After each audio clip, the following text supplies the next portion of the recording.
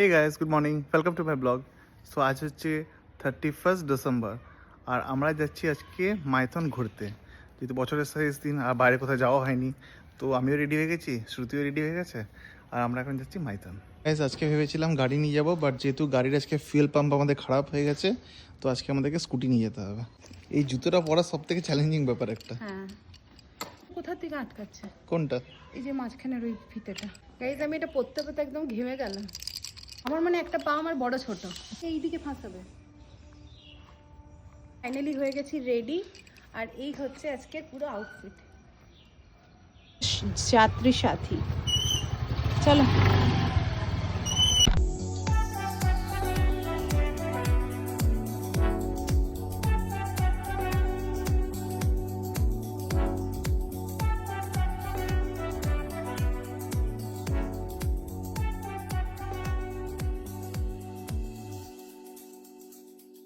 So guys, finally আমরা চলে এসেছি এখন মাইথনে।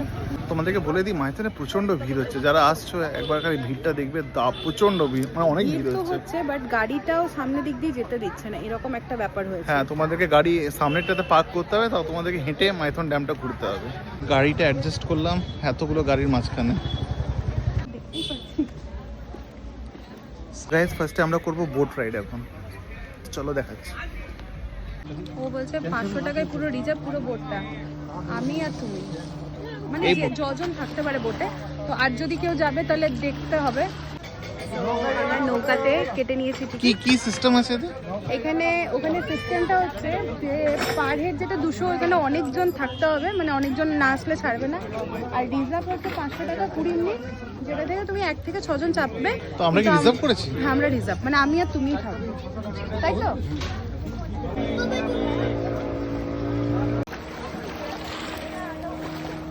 আমরা এখন বসে গেছি নৌকোতে আর যাচ্ছি রাইড করতে একটু। আমার মনে হয় স্পিড বোট থেকে নৌকোটাই বেটার, কারণ অনেকটা তোমরা দেখে এনজয় করতে পারবে। আর ওটাতে কি সঙ্গে সঙ্গে যাওয়া হয়, সঙ্গে সঙ্গে আসতে হয়, তাই তো? ওইটা হচ্ছে স্পিড বোট আর আমাদের হচ্ছে কান্ট্রি বোট, মানে নর্মাল যে বোটটা আমাদের।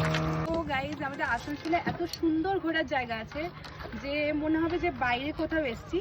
তো সচরাচর বলে না, কাছের মানে একটা কথা আছে, ঘর কা মুরগি ডাল বরাবর। ওরকমই হচ্ছে ব্যাপার, যে আশাই হয় না, তাই এত সুন্দর ভিউ দেখাই পাওয়া যায় না। বাট ফাইনালি আজ আমরা হঠাৎ করে প্ল্যান করে চলেই এলাম।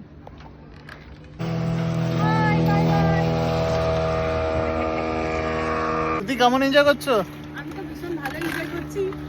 আর গাইজ, আমরা সত্যি খুব দারুণ মজা আসছে, মানে সিরিয়াসলি খুব দারুণ। যদি আমরা এই নৌকা রাইডটা না করতাম তো আমরা অনেক বড় মিস করতাম।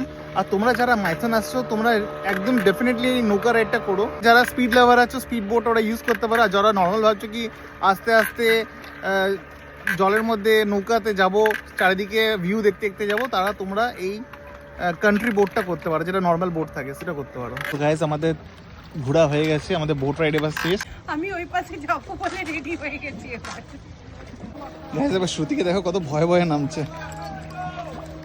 আরামসে আরামসে চলে এসো, হাত দাও। কেমন লাগলো? ভালো তো লাগলো, শুধু নামাটাই সব থেকে আমার ডিফিকাল্ট লাগলো। আবার আসবে? হ্যাঁ। তোমরা যারা মাইথন আসছো, তোমরা এই দোকানগুলো চেক আউট করতে পারো। এখানে ভালো তোমরা খাবার খুব সস্তার মধ্যে পেয়ে যাবে। রাস্তার ওই পাশে দোকানগুলো আছে। এবার খুব খিদে পেয়ে গেছে, এবার খাবো চাট। বেশি আছে না?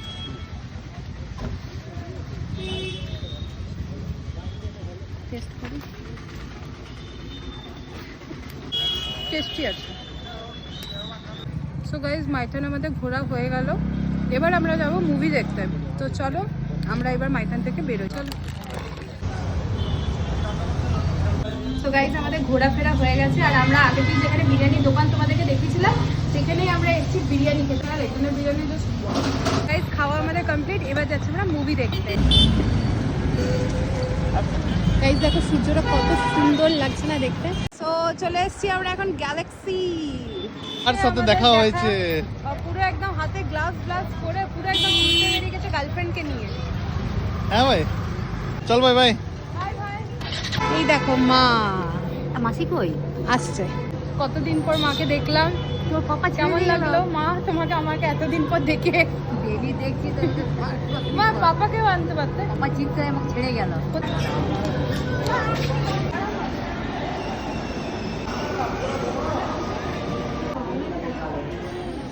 এত ভিড় হয়ে গেছে, আমরা সামনে থেকে মাত্র সেকেন্ড রো পেয়েছি, মানে পুরোটা ফুল। আমরা ভাবলাম যে হয়তো মেবি এতদিন চলছে তাহলে হয়তো ফুল হবে না, তাই অনলাইনে কাটলাম না। আমরা এখন মনে হচ্ছে সব থেকে বড় বোকামি আমরা এটাই করেছি, অনলাইনে না কেটে।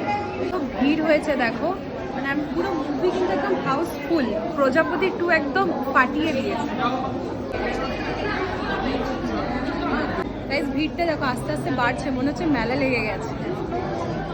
আর একটা শো টাইম, মানে অ্যাকচুয়ালি ব্যাপারটা হচ্ছে মানে প্রজাপতি 2 এর আমার যেটা ওপিনিয়ন কি 2-4টে না শো টাইম করা উচিত, আরও এক্সট্রা বাড়ানো উচিত। মাত্র 2 শো টাইমিং করেছে। জয় মা, 10 মাস পেটে রেখে যদি মায়ের নারীর টান হতে পারে, তাহলে সারা জীবন খেটে মাথায় ছাদ তৈরি করলে বাবার বাড়ির টান হবে না?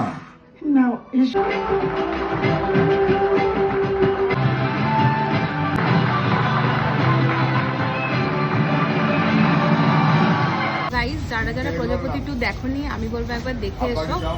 মানে প্রচুর ভালো সিনেমা। আমার মা মাসি এত কাঁদছে, লিটারালি বেরিয়ে পড়ে প্রচুর কাঁদছিল। একদম রিয়েলিস্টিক একটা ঘটনা, মানে বাবারা কি করতে পারে লাস্ট মোমেন্ট পর্যন্ত। তো সেই একটা নিয়ে একটা পুরোটাই সিনেমাটা খুবই ভালো। বাবাকে খুব মনে পড়ছিল। আমার বাবা নেই, যে মারা গেছে, কিন্তু বাবাকে এখন আমার এত মনে পড়ছিল না, কি বলবো আমি। মানে আমি কি বলবো বলে বোঝাতে পারছি না। বাবারা সত্যি কত কষ্ট করে, বাবার সব সময় অন্যের জন্য কষ্ট করে, নিজের জন্য কিছু রাখে না, ছেলেরা বোঝে না।